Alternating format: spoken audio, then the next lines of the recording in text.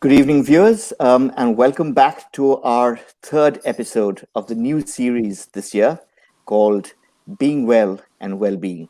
Now, as we all know, one of the one of the sectors, one of the industries that was worst hit last year was media and entertainment because people couldn't congregate, people couldn't go out to the theaters, to the Inoxes, to the film studios. Shootings were cancelled, and we've also had very sadly so the death of eminent people, not just in India but across the world, who belong to the film and entertainment and media industry, and people who have entertained millions and tens of millions through their lives. When they died, when they passed away, there was no one to even give them a decent funeral because of the pandemic and because of the lockdown. People could not congregate. So that's the milieu that we're from. And we want to talk about how artists, how stalwarts from the field have coped with this, and how they have each, in his or her own way, tried to find some light amidst all of this gloom and take things to the next level, not just in terms of surviving, but trying to be successful, trying to remain positive amidst this pandemic scenario.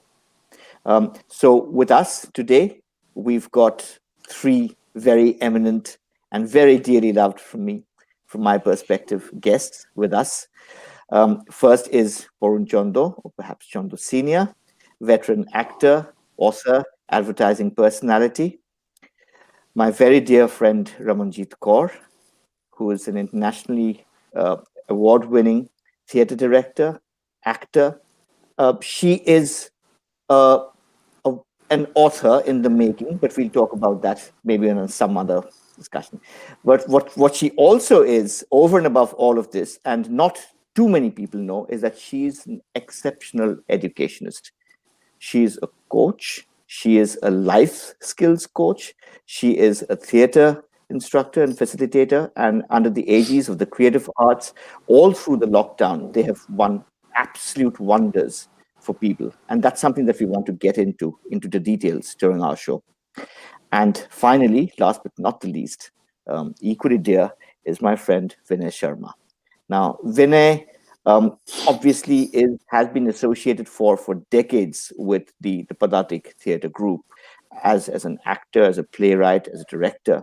But there are also other facets of his life and of his work that we'll delve into, and we'll see how they've been impacted during the COVID period, and how he's sort of turned things around in that milieu.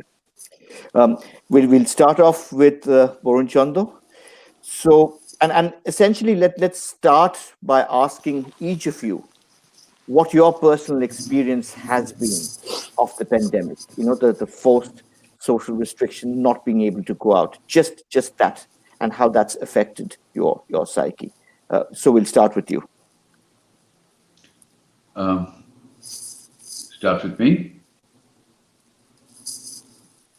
Um, the pandemic has affected a person like me at many levels. You started by saying that there have been serious losses in my life, in the sense that Shorbori Datta was a very dear friend of mine, and so was Usha, and Shomitra was everybody's friend. And the hurt that you cannot even go and visit the place, or attend the Shraddh ceremony, nothing. Because, as an octogenarian, you can't take the risk. And Shorbori, she used to live close by. I mean, it's walking distance.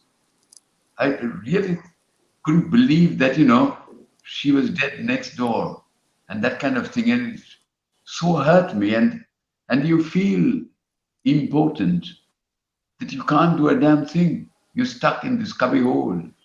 That's the kind of feeling I got. And there are other elements. Of course, I have fallback things like I write. I write, and the first few months, I was quite okay. I was buoyant. I was thinking that wow, it's just I've got full time to write now. Nobody to disturb me. No phone calls. No meetings. Um, no public programs. No shoots. No nothing. So you can write, concentrate. And I carried on for about 6 months. But August onwards, my enthusiasm, my drive, the push that I have started going down. No reason other than the fact that I finally started feeling claustrophobic. That, okay, I'm writing, but there were other elements. My own publisher, I sent him a couple of chapters, and they were good chapters. And privately, the person who is my editor said it's nice, yeah. But the comeback was that we cannot touch anything right now. So I can't give you any assurance that we are going to do your book. That's like the sky falling on your head. Um, and so you start wondering as to when will this pandemic be over? Do we have a book fair? Do we have the International Boimala? Or what? I mean, is the printing industry going to die? What's going to happen? And I suddenly realized that life was almost becoming fruitless. If you write and you don't know where it might lead you to, it can't be a very happy situation. So that's the level. And Hmm. at times you feel down and out. That's how I feel. As for the industry, I know great many friends of mine, Onik, for instance, Onik, Shobhi, Ganguly, uh, they are just sitting tight, other than writing new scripts, new ideas, etc. But they are in action. They're directors, there is a cameraman, um, Avik, Avik Kaji, um, Shirsho. I think he was Avik's colleague, classmate, or something like that, year batchmate in presidency. They're just sitting idle, biting their nails. And it can't be a very happy situation. Hmm. And there are others who have been hurt economically, financially, badly hurt. The assistant editors, the assistant director. You just can't sit idle for 6 months. Where, where, where's the money going to come from? How are they going to survive? For them, it is almost a matter of life and death.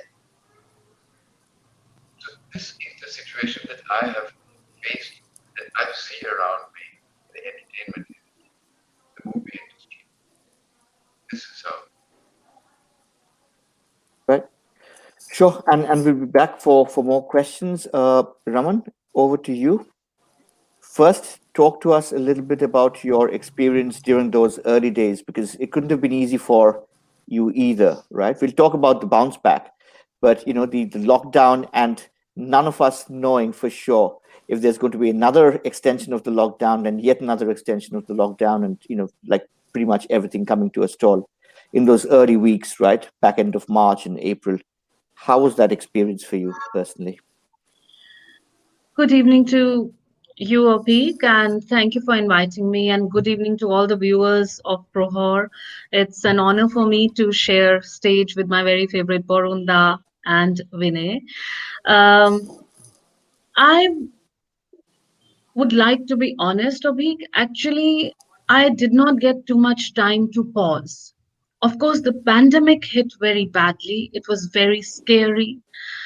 I personally have lost, you know, close friends, family members happened very early on during the pandemic, cousins, in Delhi, and they were very young. So young deaths hit you even more. But having said that, eminent artists like, Usha Di, Shorbori Di, Shomitra Da, people you had just met a little while ago, then Astad Debuji, Dr. Sunil Kothari, and so many people just passing away. It's like passing away of a whole era in front of your eyes, and yet it seems almost surreal. And you're saying, you feel, are you imagining it? Or is it really happening? Because as Barunda said, that you could not even go out and meet each other, so there was no sharing of the sorrow. There was no sharing of that this has happened. There was no reality to it. So that is one. And yet, work wise, I thought that this will be great, as Barunda pointed out, that, I would like to pause. And I am someone who may or may not seem like that, but because being a performing artist, being someone who's running a huge institute, so many people, women, children, parents dependent on you for emotional reasons, academic reasons, educational reasons, um, you are never pausing, you know and any pause that you get, you end up performing. Thank God for that. But the switching on to the online happened immediately, because we had classes that were running and children were looking forward to it. We could not pause that. So within few days, we um, figured out how to be online, which platform to use. I think we only took 20 days to 20 to 30 days pause to figure out all these things. And very soon, one of our largest festivals, which was Dramebazi, the international festival for the youth, happened, which had 7 countries participating, 28 events, more than 50,000 viewers looking at it. In fact, Insider.in worked out on their software application along with us and kind of progressed with us. They had to bring in a lot of changes, technical changes, to make such a huge event possible, and worked technically even more after that. Then, more than 30 organizations collaborating with us, more than 500 participants registering officially. So it was a huge thing. And these were youngsters, interns, youngsters, TCA children, and youngsters from age 13 to 18 that handled the whole festival. So that is a matter of great joy for any elder, adult who is running it or who's trying to make it happen. So many youngsters feeling joyous because of that and not feeling the pandemic hit.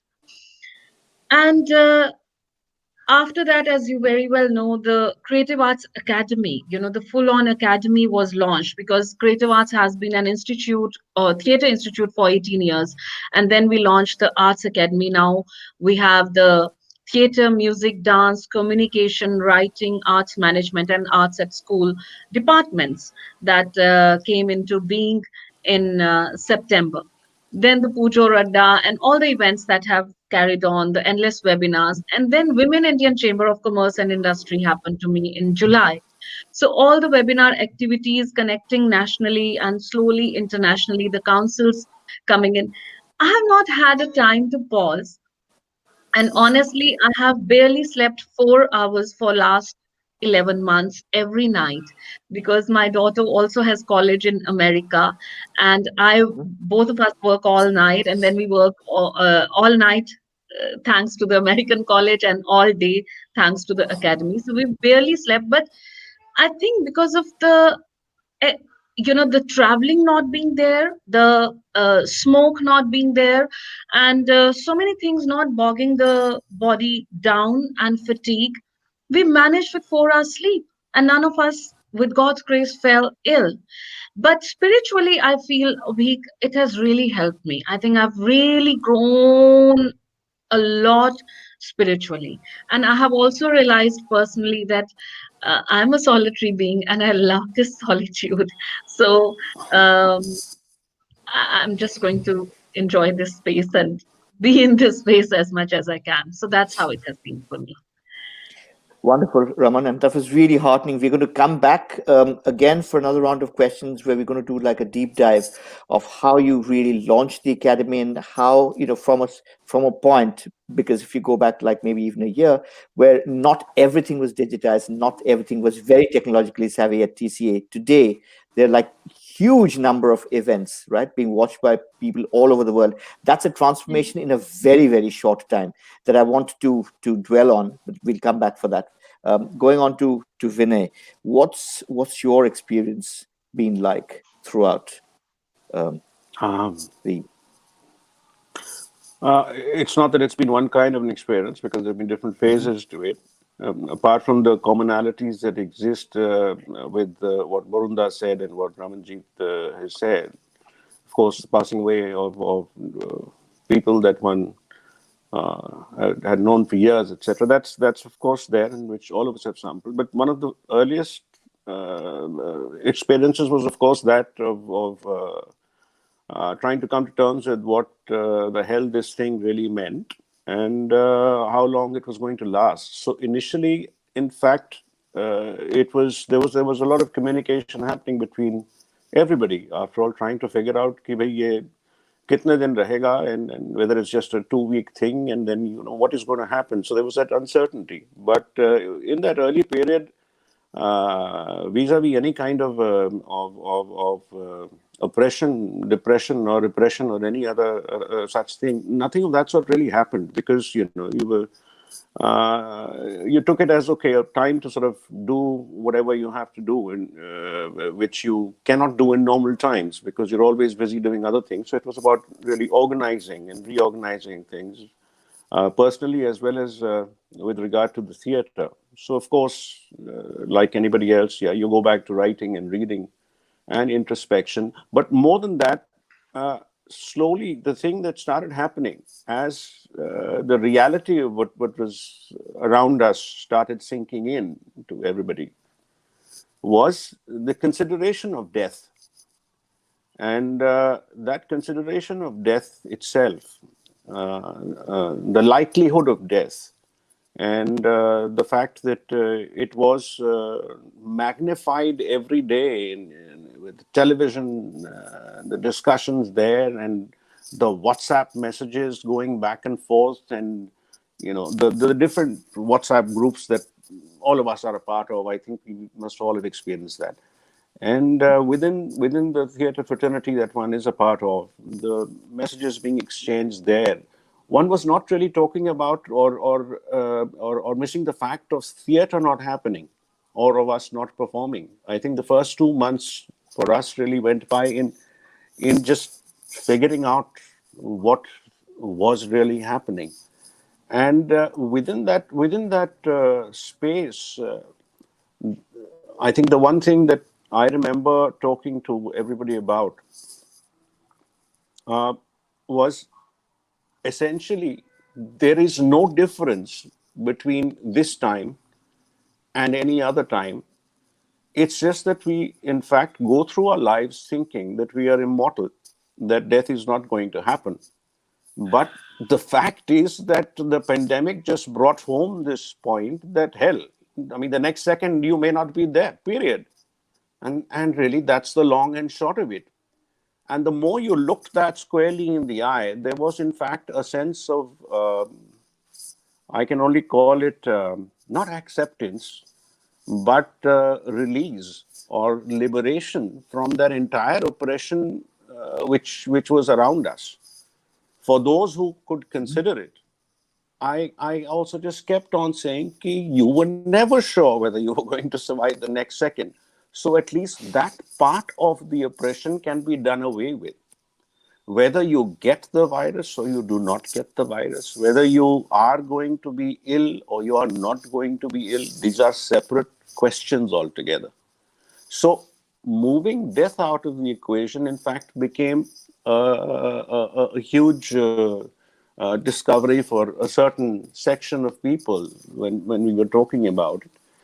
And in the next stage, of course, as with lots of us, we tried to explore online options where we initially started only with trying to, uh, you know, do readings within the group. And we were not even thinking of performance at that time. It was a lovely way of exploring and discovering texts which were not necessarily play texts.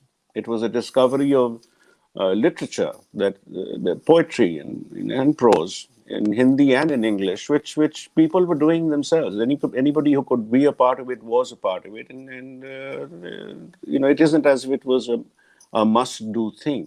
And uh, many people took the initiative in this regard. On the other hand, one of the negative things that did happen was that we were all used to going to this physical space to do our work in the theater.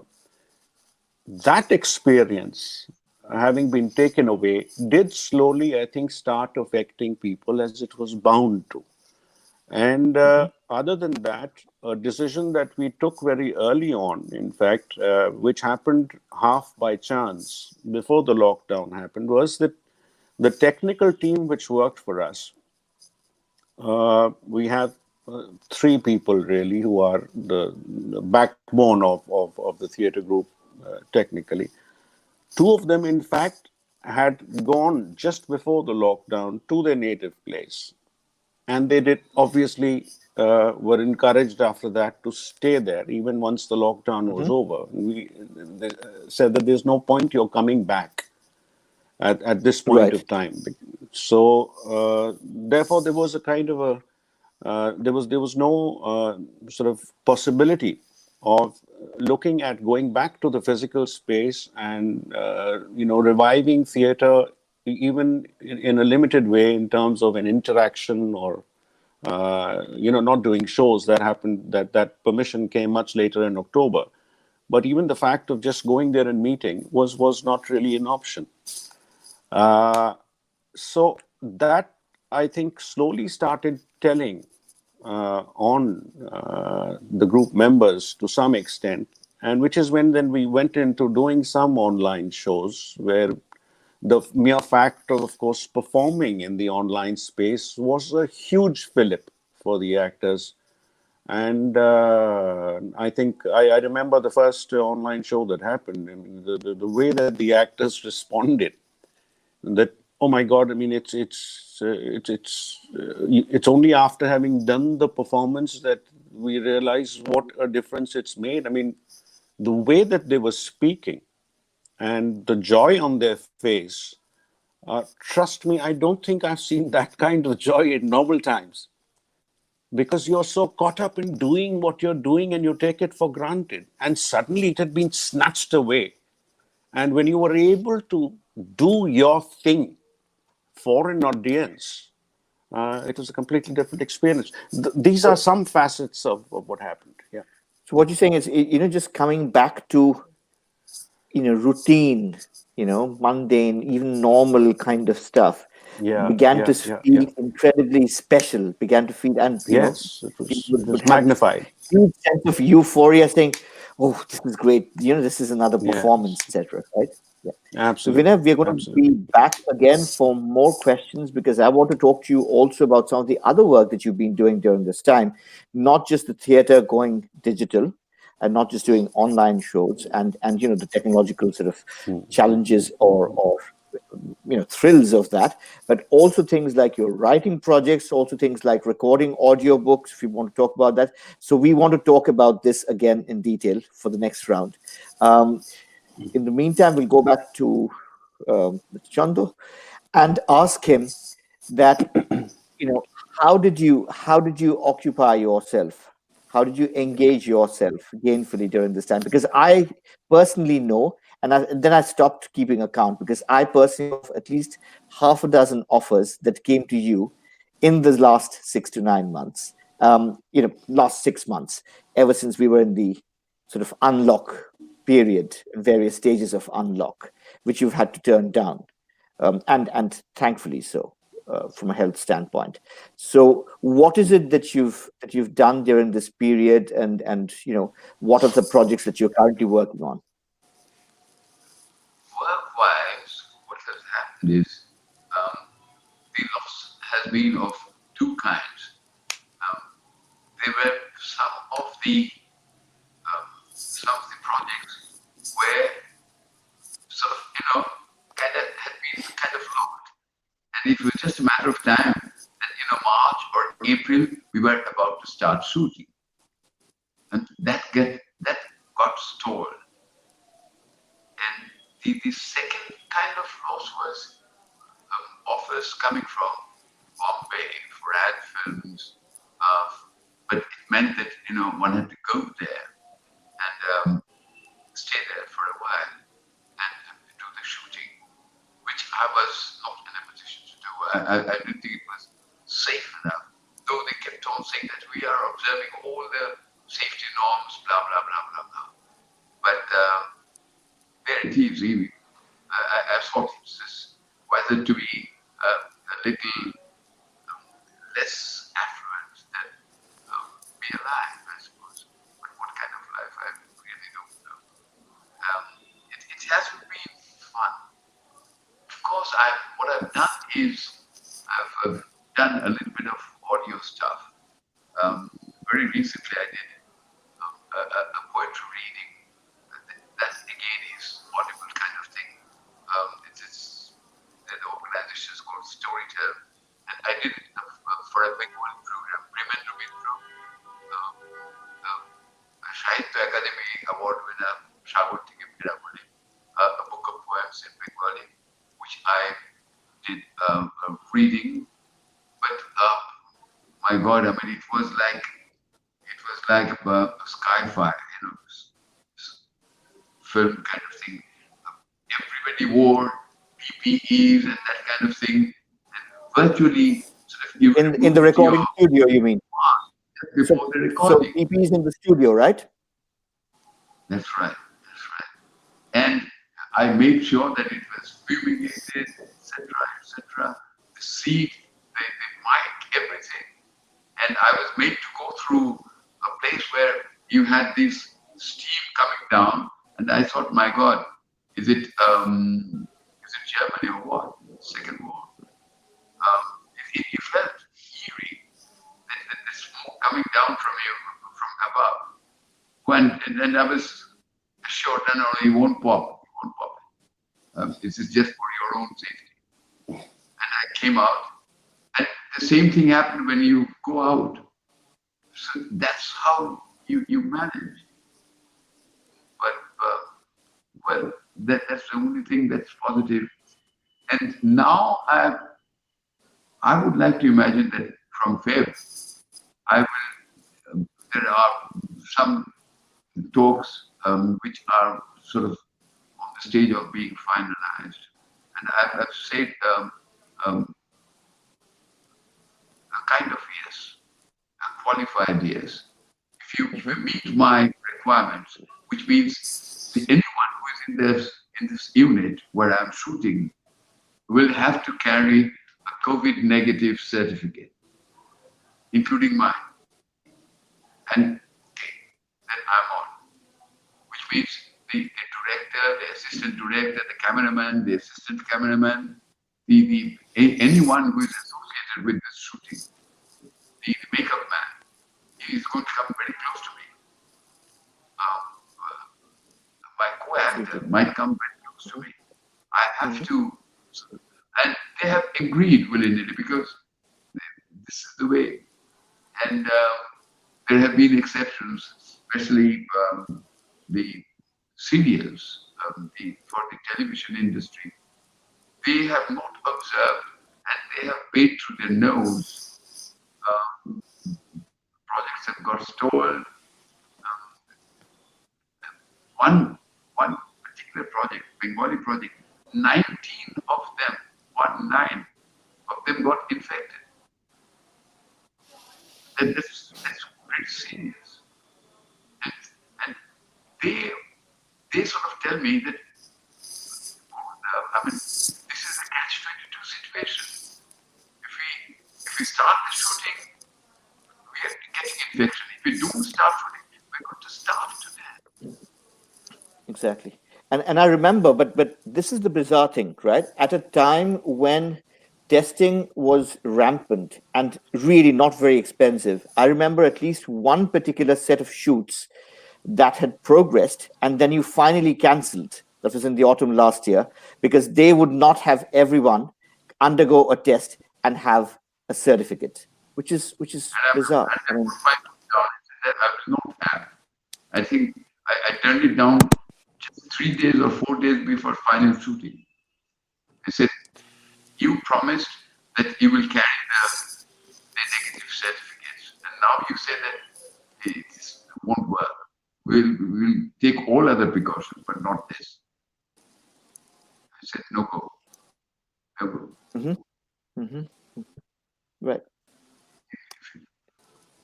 I mean, I can't help it. I can't help it. If you don't keep your words, at my stage, I can't take the chance.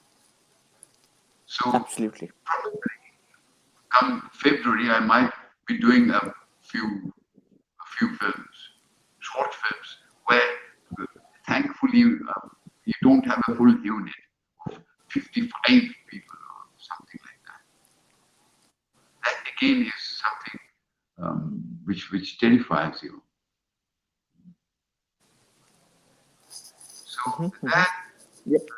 maybe I'm thinking that because we have kind of finalized a couple of projects, and especially short films, where I know that Let I know the yeah. director personally, and Um, they are going to observe the safety I, measures. I don't want to get into this. Call me superstitious. I don't want to jinx it. I don't want to get into the details because I know there were at least a couple of them. And you said, yes, Jan, we are going to begin shoot, right? And now it's the end of Jan and they're getting stalled or they're getting pushed out. A couple of projects have been shelved. I don't want to, jinx it, right? But yes, best of luck. Best of luck with that. Um, Raman, one thing that struck me very early on last year, deep in lockdown, is how quickly TCA had bounded back from that adversity, and something that we discussed even in earlier years, that it needed to be a lot more sort of technologically savvy, and within a very short span, right? I think it was one of the earliest adopters of technology and doing not just Jamebazi, but doing your live sessions, doing your coaching, doing your the trainings, the different kinds of trainings, by the way. So you're talking about life skills, you're talking about creative writing, you're talking about elocution, public speaking, poetry, the entire spectrum. And not just you doing that, but having lots of other people coming in and do that as well. So, Raju coming in, Anjun coming in, Shoykot coming in, right? Over and above, the regular sort of TCA team. So talk to us about that experience and how it came to fruition. So, Abhik, as you very well know, that the new site for the academy is being renovated right now, and we were supposed to open the new studio, which is the ground floor and second floor, and the theater cafe on the terrace. In March or April, and that's when it all happened. Anubha Fatehpuria, close associate of Vinay, and her partner Richa, they are working on it along with me. We are designing it together and we are executing it. But then everything was locked down, and the whole construction work also stopped. I say that some things happen for the better because if we were on the site, then maybe I would have been so involved in just running the site, whether the peon has come or not, whether it has been cleaned, the ACs are running or not, or everything is functional, the studio, the light. So I would have been just looking after the physicality of it. But where in the Mm-hmm. lockdown locked all of us down, and Anjum took over as the director communication department. Raju Raman took over as the director communication department. Anjum took over as the Anjum was director creative writing. writing department, and communication, as Raju says, that is languages, oral communication, and also visual communication in terms of film and other mediums. And Mm-hmm. Mm-hmm. I stayed with my theater, thankfully. And dance, Kathak was taken over by Debashri Bhattacharya. who is a close associate of Vikram and student of Rani Karnaji. And Creative Movement is with a young person who is Shubha Bangur, and we hope so. In this way, we had different directors looking after different departments, and we got the time of week to look after the academics, the designing of the courses. And we've just stayed on our tables, just working on the designing of it. In fact, Anubha has come and given sessions as a guest faculty. I look forward to all of you coming over soon and, giving lectures as guest faculty. And it has also this, online thing helped us reach out to students nationally. In theater, we Mhm. also have people from Australia, people from UK have joined. So not only faculty who joined us from US and UK, Iran, and so many other places, like filmmaking course was being given by an Iranian filmmaker, but the students have been from Dubai, Saudi Arabia, um, Iran, UK, Australia, US. So even students have joined us from, all over India, also Delhi, Mumbai, Bangalore, Chennai, a lot of people from Kerala, Kochi. So that's another place where we had not reached. So now we saw the creative arts is so well connected nationally and internationally. As Vinay was saying that, they went ahead and did some plays online. I didn't have the heart to do that. But what I did as a performer, apart from the Creative Arts Academy, Anita Ratnamdi was the first one who's curated some beautiful stuff for this online thing. The renowned choreographer and a dancer from Chennai who is behind Nartaki.com. So, one of the projects very early on she curated was Boxed. The Boxed series approached dancers, and one episode of the Boxed series was dedicated to the theater performers. So, she asked me to perform something for the box series, and I created a 2-minute piece over there. In one of our individual sessions I could share that with Prohor audience also. And then I was approached by Baldeep Singh ji, who is world renowned music conservator and Gurbani Sangeet exponent, for his one of the longest Patak series that he has done, tapping and mapping the artist's journeys from all over the world. So it's about processes, compositions. So musicians, dancers, photographers, everyone from all over the world has been a part of that Batik series. So it was a prolonged 5 hours Batik on my work. So talking about the process of my work was another important thing that happened to me during this time, and reflecting on it. Also, Vansh Bhardwaj, my co-actor, Taranjeet, we created a live performance for this Batak series, which was created with two cameras with Baldeep ji, and and then again I enacted another piece from Istrir Patra Barunda, Tagore's Istrir Patra, directed by Neelam ji. So I did a small excerpt, which was done live for the audience. Like supposing if you ask me and I'm performing live over here for all of you. So it was that kind of experience, which went off very well for me because I got to perform, use my body and perform in a real manner. I created a small stage in the house, and that's what I did. So, performance wise, that's what has happened. Even Chandradasan ji from Lokadharmi group and Balwant Thakur ji from Natarang did 2 hours long sessions, 2.5 3 hours long sessions on the process of my work. So reflecting over your own journey and process was another thing that a lot of us as artists did during this time. So yes, you're right, from webinars to festivals to learning this whole online system to reaching out nationally and internationally, working in a solitary manner on courses, and also interacting with this new online as a performer and a facilitator, because I've had to redevise my whole teaching processes, redevise things that Yeah, children of five because teaching year in age person is completely different from teaching virtually, completely. teaching online, teaching remotely. Yes. Yes. Yeah. But what I did Indeed. a week, Indeed. I did not let them stay here in front of the screen. I gave them exercises all over the house. So those Mm-hmm, are the mm-hmm. new redevised things that one has done to make them active and create. So I think I have a whole new book ready of new exercises that one has devised sitting on this table. So it's been very, very interesting period in that manner for me. Yes. Great, And great. And that's that again very hybrid heartening. experience has been the AKLF for you and Yeah. me and all of us.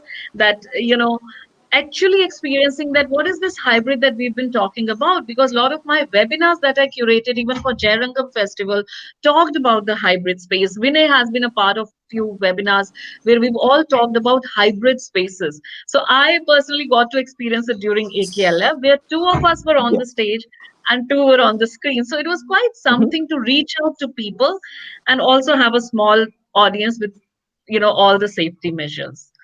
So that's how I Absolutely. would. I mean, it's And been very it's even more exciting when you're moderating it, because sometimes there's a little bit of static, there's a little bit of a lag, sometimes there's an echo okay. on the audio coming in. So all kinds of fun. Yes, that Yeah, because happens. that was my session when I had to moderate. Yes. Yes. So in terms But of curating, it's creating, Mhm. learning, and lot of reflection, because this kind of logged in helps you reflect a lot. That's how it has been for me. So it's been meditative actually for me while doing this endless work. Good to know. And I've Good to also know. noticed that I'm finding it difficult to meet people, and have We talked about conversations. that as This well. is okay. Yes. So, Yeah, yeah, yes. okay. Over to All right. So maybe we'll get to meet sometime, because I've been trying to, sort of incentivize you to meet sometime at the back end of Jan. It's already the back end of Jan. And I yes. now realize I made a fundamental mistake. I didn't say Jan which year. I said Jan mein milenge, and you said absolutely. I said, by back end of Jan, and you said absolutely. And I Yes. suddenly realized I didn't say 2021. No, but I So, have found it out because I did meet my friends twice, and I'm finding it difficult to meet people physically and personally and have conversations. So that's something I've been so happy in this solitary space. So my husband and my sister are saying you're getting social anxiety. A lot of people are suffering from it. But I think I've just found this beautiful solitary space which I've always wanted to be on a hilltop and be alone. So I think mhm, my mhm. bedroom has become my hilltop or this dining table. So I guess let's see when we meet. Great. All right. All right. So we'll remain hopeful on that. Um, Yes. Vinay, coming back to you, would you say the theatre per se has been a little bit of a late adopter? And of course, all of this is relative. I mean, if I'm talking about an earlier adopter, a very early adopter of technology, would be anything around education. So as opposed to that, you know, um, doing a hybrid model of theater, live streaming, pay-per-view streaming, recording uh, theater pieces, and then posting that through public platforms or web channels to a wider audience. Do you think, in retrospect, theater might have done a swifter, more sort of efficient, shift to where we are today? I don't really think that I'm in a position to say that about any place except Calcutta, maybe, because the Sure. experience has varied. But from whatever little I know, Bombay, Mumbai, as usual, adapted much faster because they had the resources available in ways that perhaps we didn't here. They, so I don't think that it's true of every place in the country vis-a-vis theatre is concerned. As far as Calcutta is concerned, even here, I think it's not that the adaptation didn't happen. As far as pay per view performances or pay for the performance is concerned, we did our first such enterprise in May itself for a private organization. So it's not about that. We did our first online Zoom performance in June, which was early enough. So Mm-hmm. I don't think that it was about adapting late. The real problem was the resistance to doing online performances, because when you're used to the live space, and when you stand on a proscenium stage and you see that dark vacuum, you can deal with it. That's your friend even at the worst of times. But when you Mm-hmm. get Mm-hmm. onto an online performance, and the vacuum that you have before you, in fact, is really, you're not seeing an audience, you're just seeing your co-actors at best, and maybe not even that. In that case, you have no way to calibrate your performance. You don't know how much of your voice is reaching in the way that you're projecting it, how loud you are, or how much of your expressions are getting across. You're performing now Mm-hmm. with half your body. You're not performing with your entire body, unless, of course, you are, again, in a place where you are able to do live streaming, or where you are recording a performance, editing it, and then Mm-hmm. putting it out. That's different. But in a live online performance like this, there are limitations. However, the advantage is that as I told my actors, and as I'm telling them still, is that you can actually concentrate on developing the ways to act with your upper torso, and to use your gestures within the limited frame. It's an exercise and an acting lesson in itself. In fact, it helps you to sort of telescope into your performance, which is all right. One can keep on saying all these things till eternity, but it's just not the same as a live space. So that resistance was very much there, and that did come in the way. But I think it's coming in less in the way. Especially younger actors really don't give a damn. I mean, as long as they are performing, and they take to this online medium like fish to water, etc., whichever Yes. cliche you want to use. So, what they also did during that entire lockdown period was, and I know this because I have been on Facebook now for some time. Earlier, I wasn't.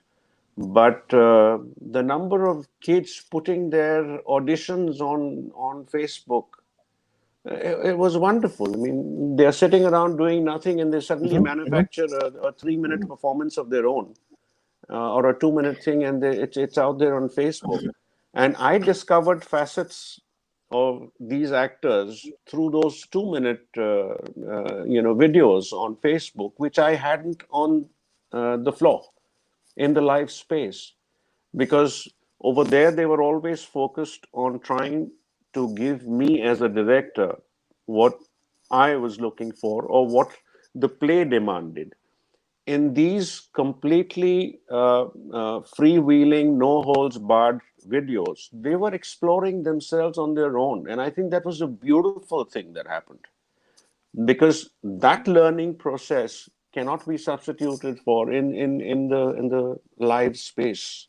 The actor does not get an opportunity for that. So I think that's one of the positive things that in fact have happened out of this. Mm-hmm. We are Mm-hmm. now beginning to hold auditions for actors on Zoom, which one wouldn't Right, normally right. do And earlier. Vinay, there's something very interesting that you mentioned, because you said that even for seasoned actors, right, uh, we've had to start afresh and learn how to act just with the face, or just with the torso, or just with the hands coming in and occupying, inhabiting, Yeah, fleetingly a little part of the yeah. screen and then going back out, etc.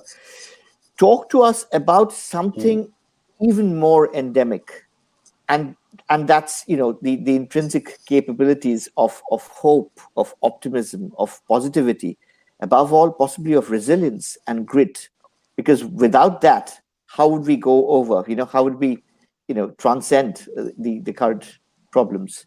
What's been your personal experience, and what do you think that people from the field should be doing to sort of have a greater self-awareness of how they are, how their mental well-being is, how their psyche is, really? I think with regard to hope and grit, uh, I think the third thing that really comes in along with that uh, is adaptability. Because unless you can adapt, you can keep on hoping all you want, but you won't get anywhere. You can be as resilient as you want, but you won't get anywhere unless you adapt. That, in any case, is the story of human civilization.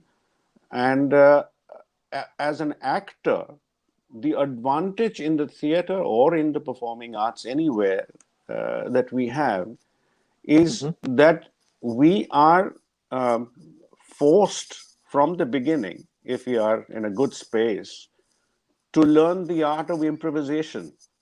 So, improvisation really is in the DNA of the theater person.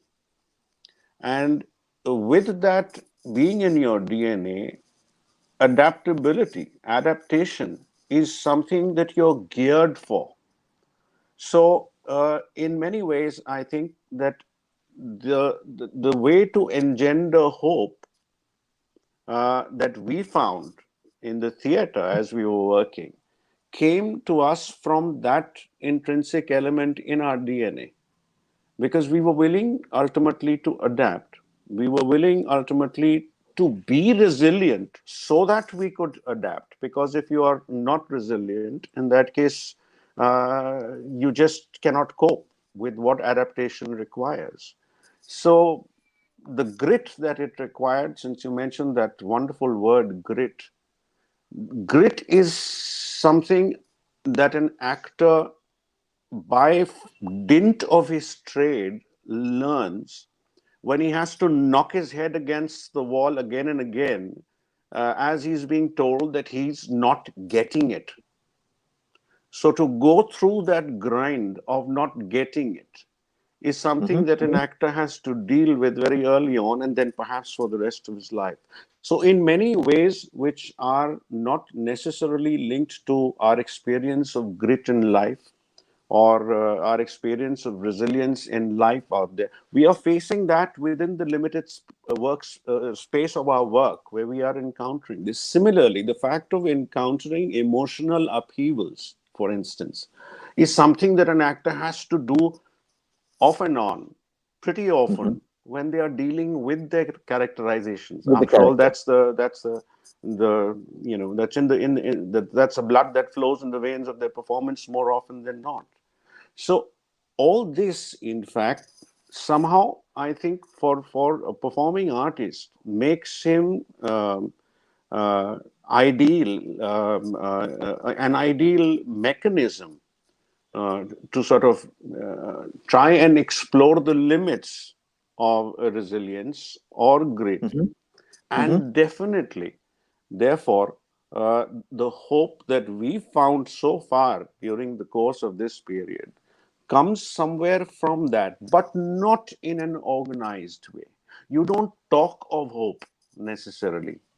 You don't talk of resilience necessarily. Mm-hmm. You Mm-hmm. don't talk of grit. You are it, and you may not be it to the optimum capacities that you have, because you don't think in terms of optimizing it. You just function in a very natural way, which comes from your intrinsic ability to be that, because you are in the theater, because you are an actor. And I think that's the most So incisive way I there's can look at it obviously offhand. right. So Vinay, there's obviously the actor's heightened sense of self-perception, and to know that, look, I am feeling very depressed, or I am, out of sorts today. But what do you think? Because that's something also that we have been discussing, and which is something that we have been coming up with in the recent past, and through series of episodes such as this one, we're actually launching it at the back end of the month. Any kind of a new psychometric instrument which allows people to go through a questionnaire in an absolutely safe, private fashion, right? Not broadcast to the world, unlike the auditions and everything else, we lead such public lives, but unlike that, right? And seeing that mirror being shown to oneself, and looking at resilience, and looking at grit, and looking at hope or optimism, or even lack thereof. What do you think in terms of the value of such instruments, and do you think that they're required at this stage for folks?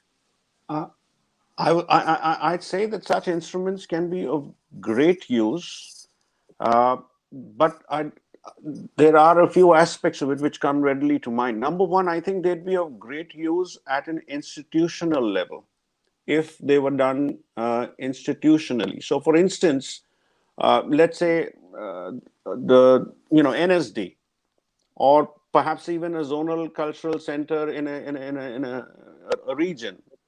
Mm-hmm. If it was to be done through that, then it would really attain a lot of significance, rather than being done in smaller events, for the simple reason that, as I just finished saying, that essentially this is what the director does with his actors without necessarily identifying it as such, or looking at it through the technical, microscopic descriptors. But Mm-hmm. the moment it is done at an institutional level, I think it may in fact reveal some fantastic facets to the actors and to the entire field as a whole. Why I say it? Because recently I remember reading, there was this report, uh, checking the temperature report or something. I forget what it was called, keeping the temperature report, which in fact did a study of the performing arts sector in these times till I think December or so, or November, or something like that. And for instance, there is this statistic that 13% of people in this sector uh, have lost their jobs. Now, if that is true, in that case, I don't know what percentage that would be in the theater or Mm-hmm. Mm-hmm. dancers or blah blah blah. That's a separate issue. But if that be true, now that is not the kind of statistic that I've ever come across earlier.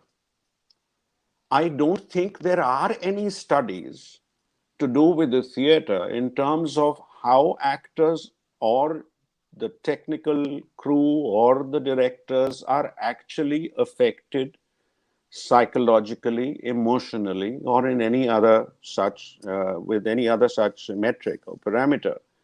These studies don't exist. The only time that I can think of, to my knowledge, that such studies probably happened in the earlier part of the 20th century. I mean, I know of someone like Meyerhold, for instance, who did a lot of stuff of this sort with actors. But I don't think any organized look at an entire sector, which unfortunately is not even identified as an organized sector because it is not organized. I mean, we don't have any, theater associations or bodies where we are all subscribing to on a pan-Indian basis or even a zonal basis. We don't know how many. I don't think, Ramanjit, will you be able to tell me how many people are involved in the theater in West Bengal? Last I checked was about 15 years ago, and the statistic I got at that point was that there are more than 5,000 registered theater groups in the city. I don't know what that number will be right now. If you look at it in a pan-Indian basis, and if you take it as even 15 people per group, how many people are we talking about?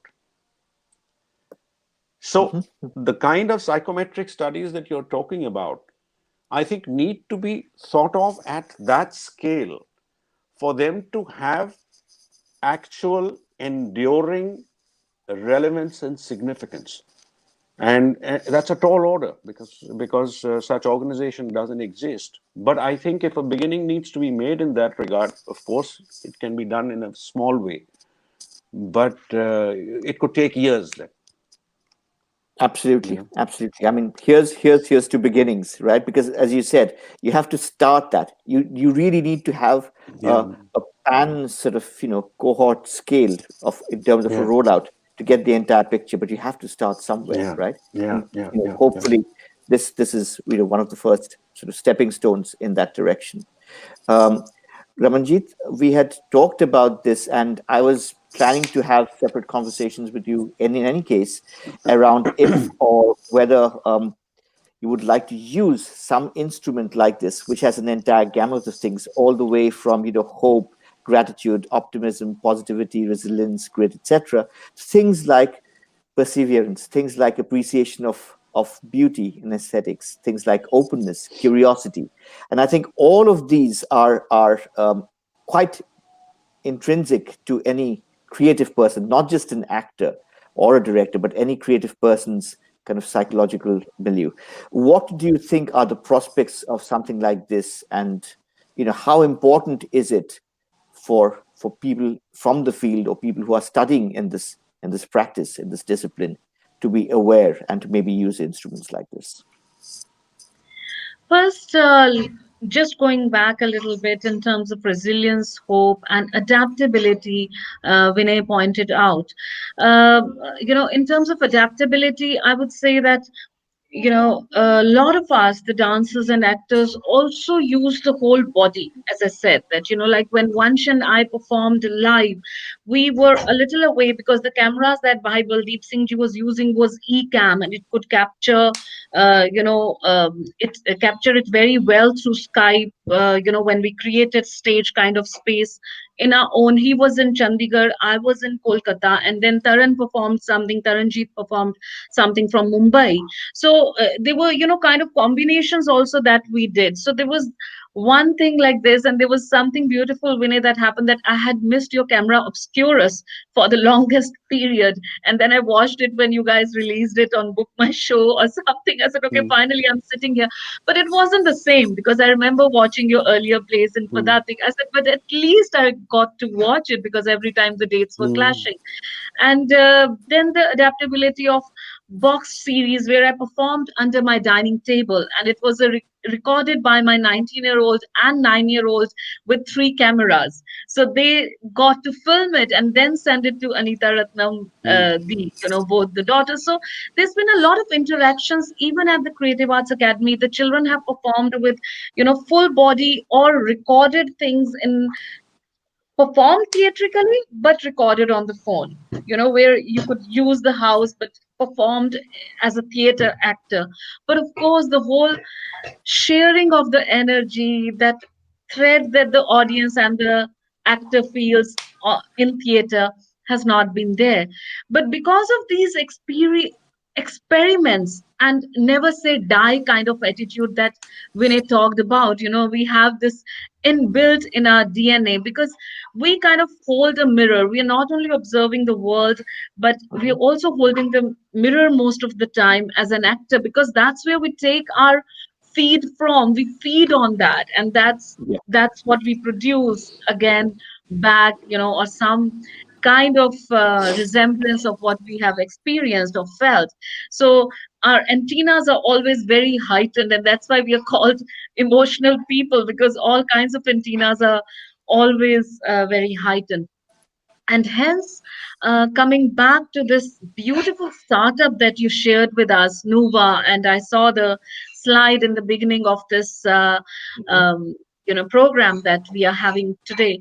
So I think it's really wonderful and can be used. And of course, the bigger scales are going to, make lot of information available to us, and lot of looking at it in a proper manner, and proper usage of this kind of psychometric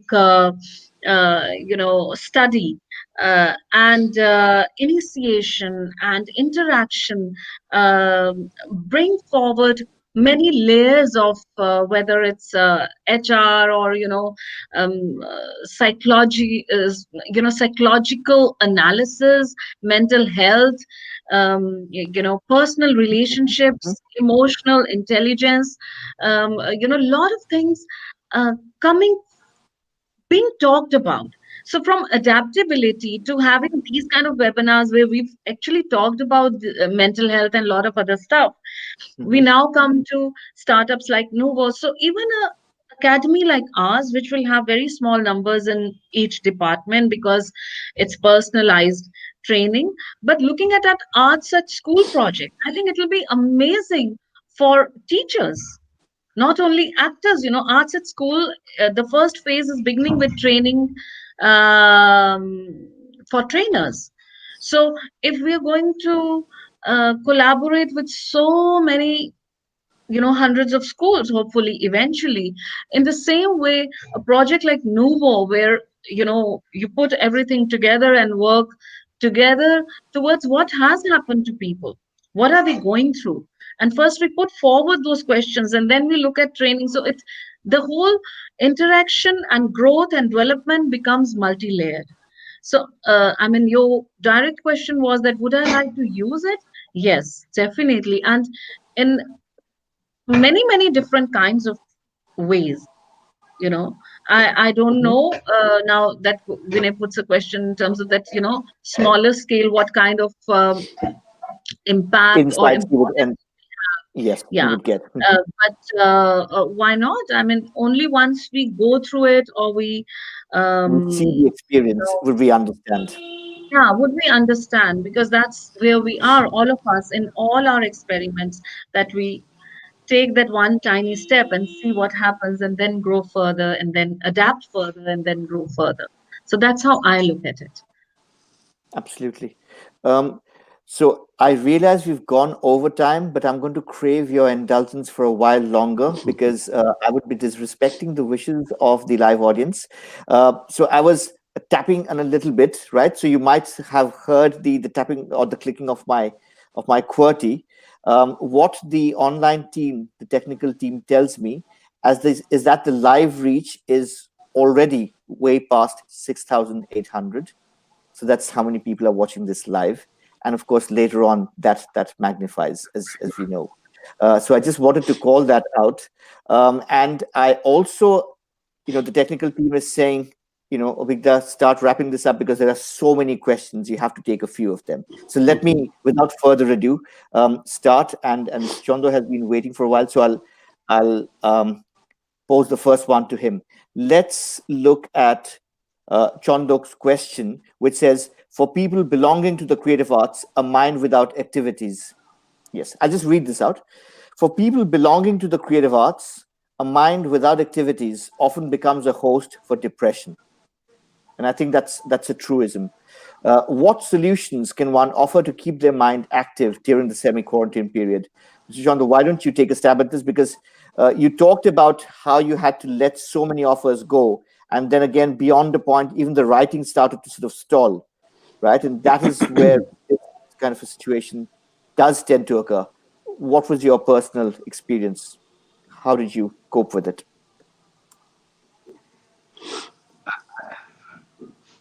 It was difficult, but where you had to take a decision that, that you work out your own personal equation as to how to cope with stress factors, um, with probably depression, a whole lot of tension. Um, I try and keep my mind calm in these stressed out times. I do a little bit of meditation. Um, Cooking is a wonderful thing. It diverts your mind, takes your mind away from anything else. So I do some amount of cooking every week.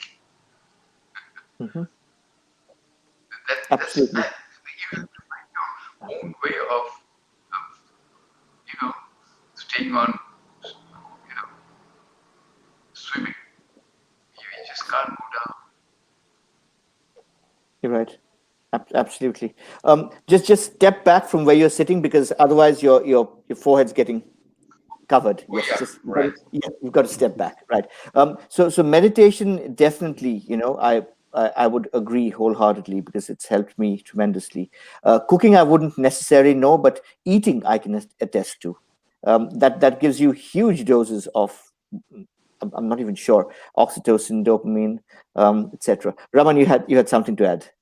I just wanted to add quickly that, getting together even online has helped a lot. For example, there was a project with De Montfort University, UK, which was a peace project, but I had people participating from UK in terms of mental health. So, mental health and creativity have actually been talked about and experimented with a lot during this period. And one has Mhm. realized that it was actually arts that saved us during this pandemic. If we didn't have any music, any dance, look at any web series, Netflix and Prime and Amazon have been bombarded and people have been entertained.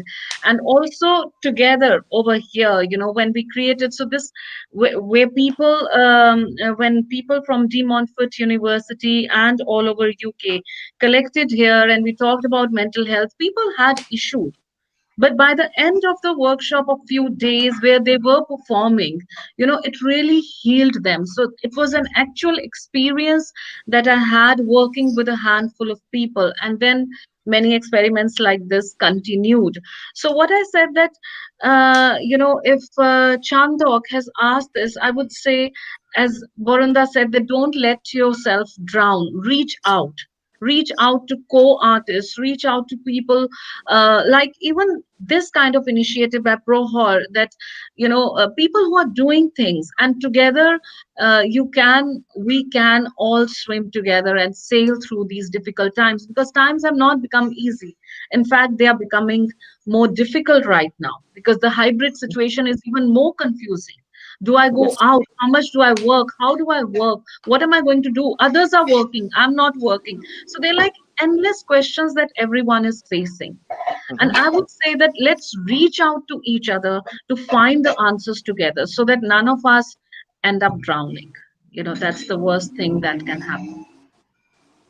Vinay, go for it.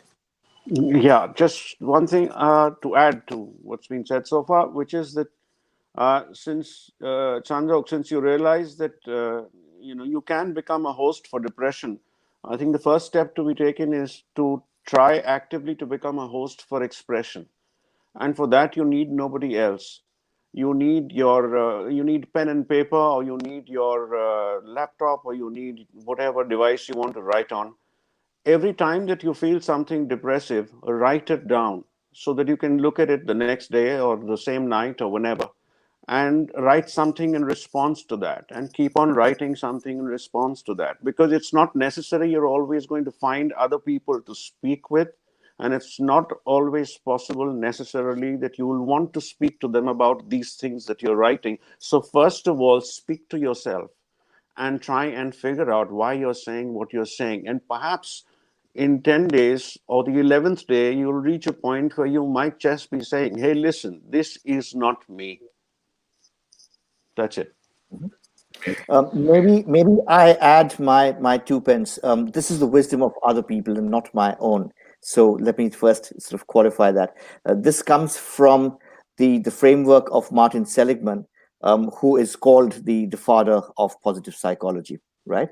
And he has a schema called ABCDE. Okay, so A is adversity or anything which is negative. Okay, anything at all which is negative. Okay, now let's take a live example.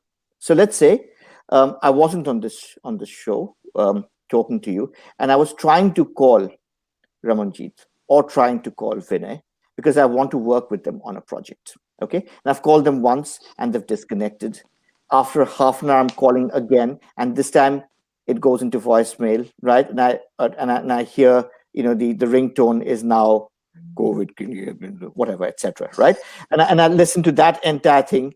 By the third time that I'm calling or texting, I'm like, okay, you know what? For some reason, Raman or Vinay is avoiding me or doesn't want to talk to me today, right? So that's A, the adverse situation. B is the belief Vinay is avoiding me, okay, right? C is the consequence, okay?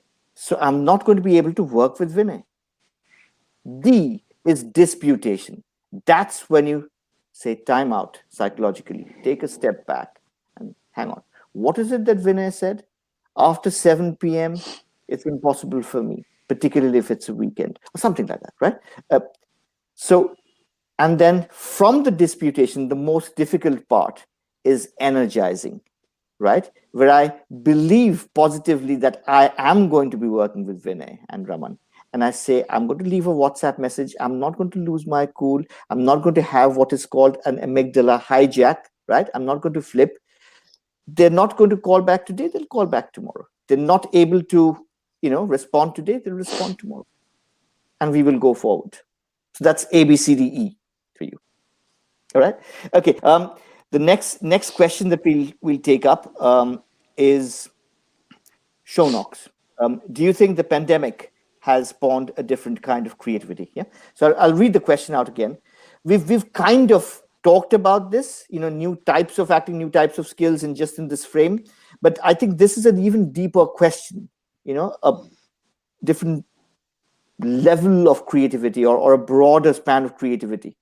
The more constrained we have been by social restrictions, and the more liberated we have been by technology, these opposing forces. What do you think? Have we come up with new ways of thinking about things, or about art, or about theater? I think it's a very interesting question. I mean, In what performing point? arts, definitely, Abhik, if I may, if everyone, if I can go Please, ahead.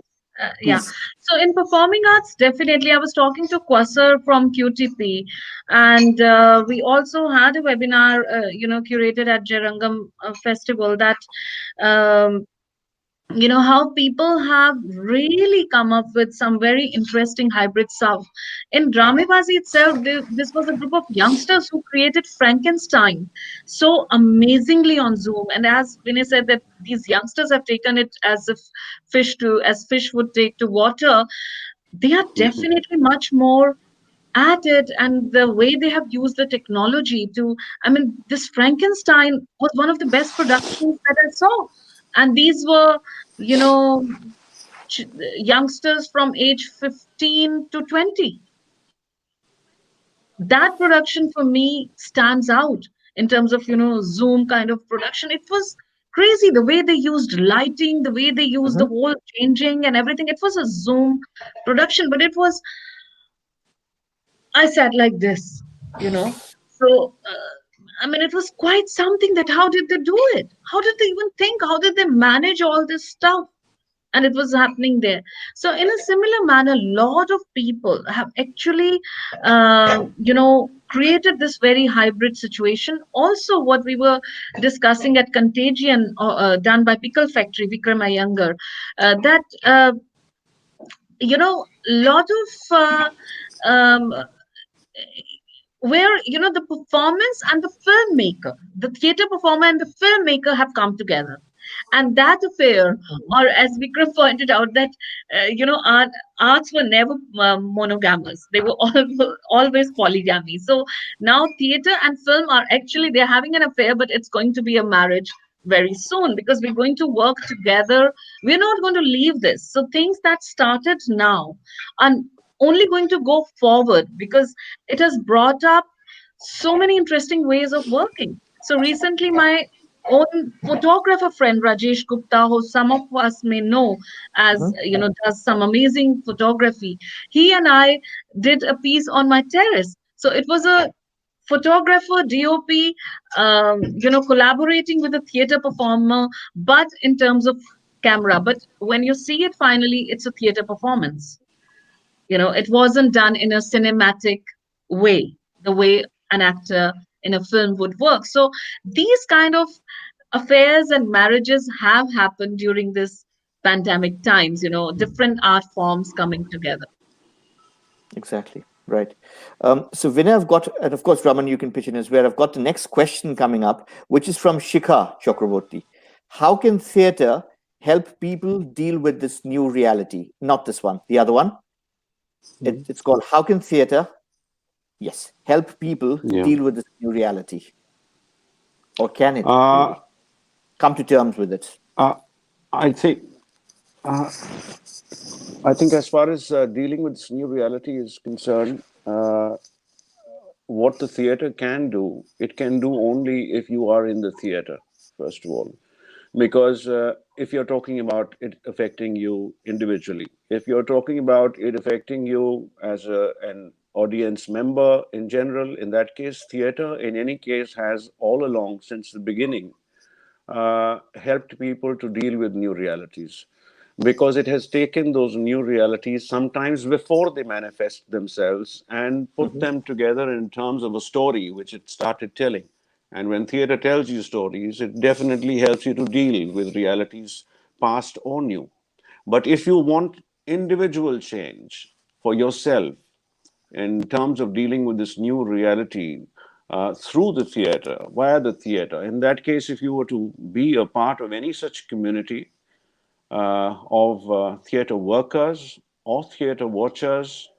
In that case, I think the change would happen inside you if you couldn't specifically find solutions through this, because I fervently believe that it is not the task of theater to offer solutions to anything to anyone. That's a task of activism, maybe. And yes, that's a hybrid model which happened a long time ago with activist theater. But theater per se, I don't think can offer you solutions, but it definitely will make you ask more questions. It will make you go more incisively into yourself and what you want to look at in terms of the new reality.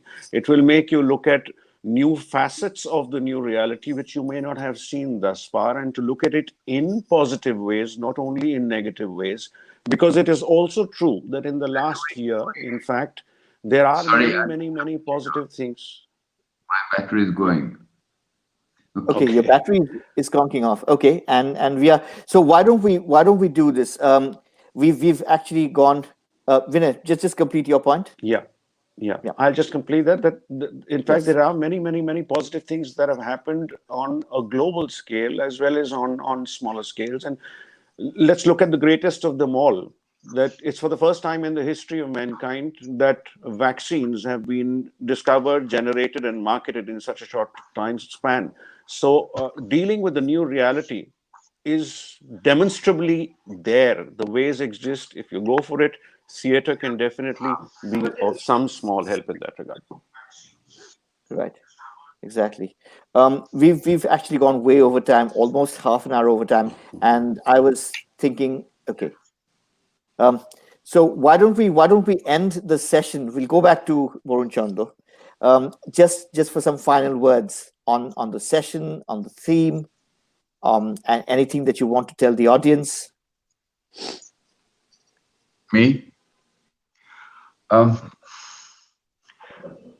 I think an actor, there could be a real situation where one could want to use the psychometric platform. I'll give you a thing. Let's say an actor makes, a huge splash, right? Three of his movies are in quick succession hot sellers. Okay.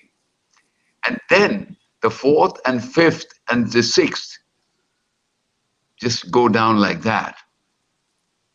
And then he becomes a real mental case. I think the Nuva thing could be really, really helpful to him for that. Because he does not know what's hitting him, but he is down and is out. So there are such cases where I think even a director, you meet with a huge success, you make 3 films which are highly successful, and your name is everywhere, and one big loss, one big flop, and you're out. And then you're down to dumps. Yes.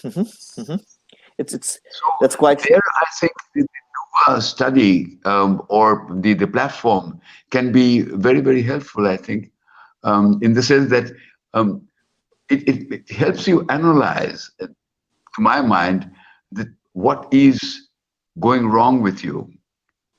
Maybe there are certain things that you are not doing right. Maybe you are becoming repetitive. Maybe you are doing things wrongly. Because nothing is by accident. Accident it does not exist, except on roads. Yeah. So I think there it could work.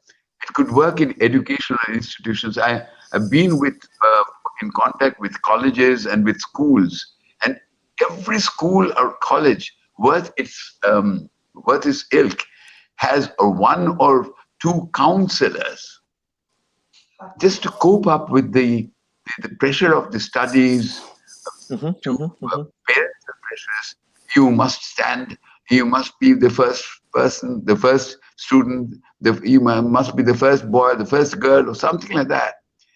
So the counselor, if you accept a counselor, then I think that's where the That's Nuva exactly where thing it can comes in be of handy. great help to the student community, because increasingly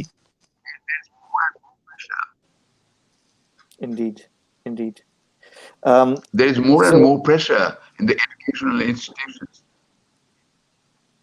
indeed, there is in the educational institutions, at the individual level, certainly in the workplace, in every sphere of life. Um, it's been absolutely fascinating talking to all three of you, and depending on the traction that we get from the audience, we might want to do another session, maybe not exactly the same format, and looking forward to many more, not just discussions, but maybe collaborations and projects together. So on that note of optimism and hope and action, I'll bring this to a close. Thank you very much. We'll be in touch. I'm sure the viewers have also got a lot of takeaways, a lot of insights, and at the end, right, a lot of solace and hope from this session. Thank you all very much. Thank Good you so night. much. Thank you. Thank you. Good Good night. night. Thank you. Good night. Thank you for that.